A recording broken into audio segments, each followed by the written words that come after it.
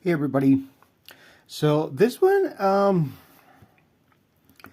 turned out a bit odd. Well, I guess they're all a bit odd in a way, or in every way.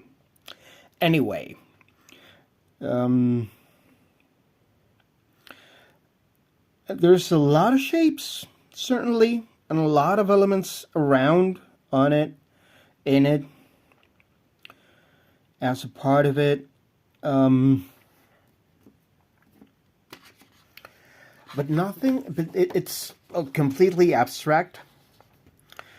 Kind of makes me think of one of those Rorschach thingies. And how it's meant to, it's not meant to represent something specific. It's meant to be interpreted by whoever sees it as whatever they see it. So it's going to mean something different for everyone. And that's true of most of my drawings, I guess. But those that are like this specifically, this is very much the way as well. I mean, it looks a lot like the first ones I ever did back when I was a teenager, when I started drawing like this. It was mostly shapes, like kind of this way. So, as I was completing it, and the only thing that sort of seemed to make any sense was the thing in the middle, that big shape in the middle,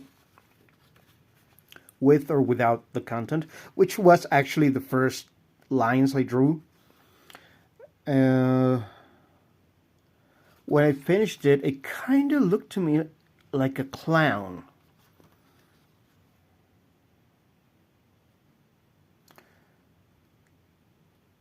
Kind of like an Arlequin, is that the word? I kind of get it mixed up with Harley Quinn, obviously.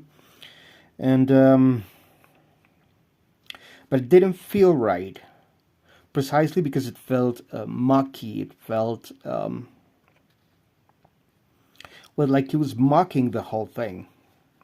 I mean, there may be a message about being able to laugh at yourself, but I don't think that's what it is, actually. Or maybe it's just, in a way, a bit of an aversion of myself to laugh at it. I don't want to feel like I want to laugh at it. But anyway, I'm just mentioning it because it's there. I mean, anyway. So I literally turned it around, and as I was drawing it, I was watching another reading by Andy at 13 Montero that was talking about knocking at a door. And as I turned it, she mentioned that part of knocking at the door.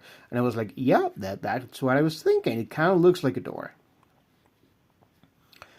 And then everything else started kind of literally falling into place, because everything looked like symbols or code, kind of like hieroglyphics, like if it was a coded message. Well, it is. But that a lot of people could just, well, again, that's going to mean something different for everyone else. But the reason I'm getting so stuck this time around with it is because this is not a code for me to, the code is just for me to deliver. So that door in there is for me to show, but not for me to open. If you know what I mean.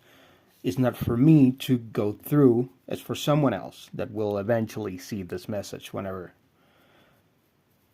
it reaches them. And all of these are like codes that are coming in. It's kind of like reading the Matrix code. It's all numbers that don't seem to make much evident sense. That's what all of these lines and shapes represent. That's what they are. So yeah, I mean, that's pretty much it, I guess. I was trying to look at it and other ways and see if it made any other sense to me, but it's just the clown in one way and the door in the other way. So it's maybe a door if you take it seriously, and if you keep mocking things, it's never gonna show more than a joke. Pretty much. Alright, so let's go into the cards. Welcome again. This is me, and this is Hybrid Tarot.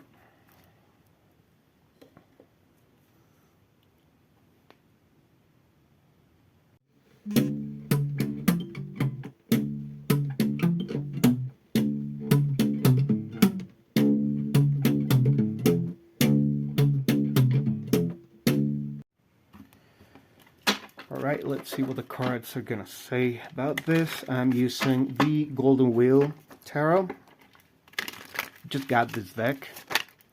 I gotta say I'm liking it a lot. The Temperance card, which is one of my favorite cards in this deck.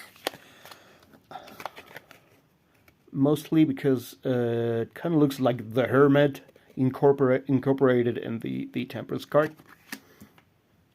So we have Temperance. Eight of Wheels, which is the Eight of Pentacles. Nine of Swords. The Tower, very good. Knight of Wheels. And the Wheel of Fortune. That card has been coming up a lot lately for me in a lot of readings I've been doing. So anyway, the horizon axis here is two major arcana that are very much connected with balance. The Temperance card is kind of like the alchemist, like you are sorting things out, you know, coming and going. And the Wheel of Fortune is about how things balance out energetically in life, or I don't know,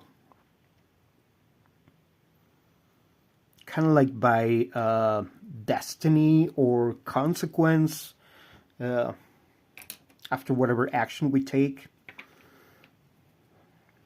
So there's some sort of fear here.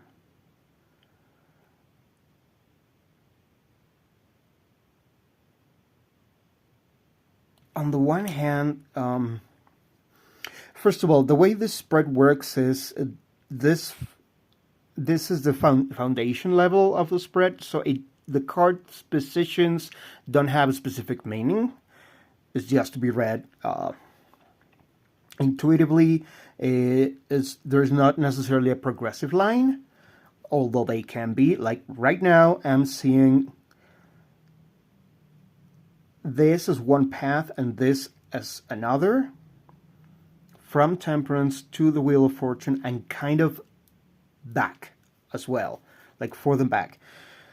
So on the one hand, we can just focus in the present, focus in the moment with the Eight of Wheels, and keep on working on the things or the project, or the project that we have been already working on, something that we have been, and I've been talking about this before, something that we're either, what would be the right word for it? Perfection. I don't want to use the word perfectionist, but that's the only one I'm thinking of. Feeling more comfortable with. I'd like that one better. In order to be able to start going out and sharing it around. Now, the other way is the Nine of Swords, which is absolute anxiety and fear and worry and it's kind of illusory worry. I mean, we may be making things a lot harder than they actually are, fearing a tower moment. So the tower might also be speaking about a really big change, something that is definitely going to be left behind, and we're worried about it being something that crumbles when it can just be a very peaceful and paceful new beginning. And I see that also here. This version of the Wheel of Fortune, maybe a little dark with this light, but I can just add in editing, I can just add the card so you can see it. And this version has actually that. It has two figures. One is cheerful, the other one's sad. So that's exactly what this card is talking about. How are we going to take this experience? How are we gonna incorporate this whole thing and make it a part of our path? Because whatever attitude we use to face it, we're going to carry it on and around with the rest of the cycle. So the way we started out is very, very important. The attitude, the vision that we have for it, the attitude we take with the challenges. So aligned with the temperance, we have the 7 wheels. So patience. And aligned with the tower, we have the 5 of wheels. So we're definitely in a really, really, really big fear of this situation turning badly. But we might be creating that difficult ending, that tower moment, by the way we choose to see it.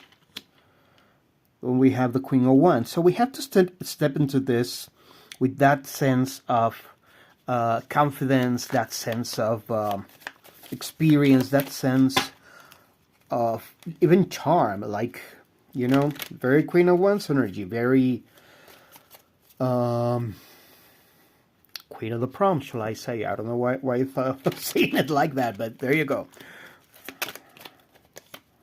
Okay. And we have the Emperor. That's it. That's exactly what I mean. We need to be confident and sure of what we are doing, that we are doing it right. Because that's why we have been practicing. And the Magician. What a bird combo. There you go. Master Manifestors and Preservers right there. On your last card, the 8 of Swords. There you go. So that's again that energy of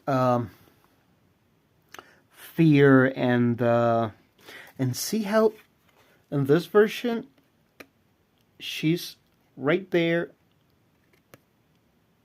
about to take the leap, like the Fool card. So what do we need? Forget about this energy and cross through this doorway using these 3 energies. Forget about the 8 of Swords. That's the energy we need to leave behind. Step into your Magician energy. Step into your Queen of Wands energy. Step into your Emperor energy.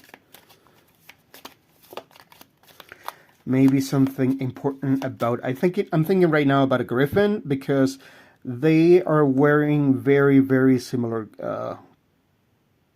robes, I guess, color-wise, and he has a falcon in this version, and she has, well, the cat, she always has a cat, and it made me think of a griffin. I like griffins, so there you go. I don't mind if that's a little biased. So there you go. Anyway, that's all I have for you today. Thank you very much for your time, and see you soon.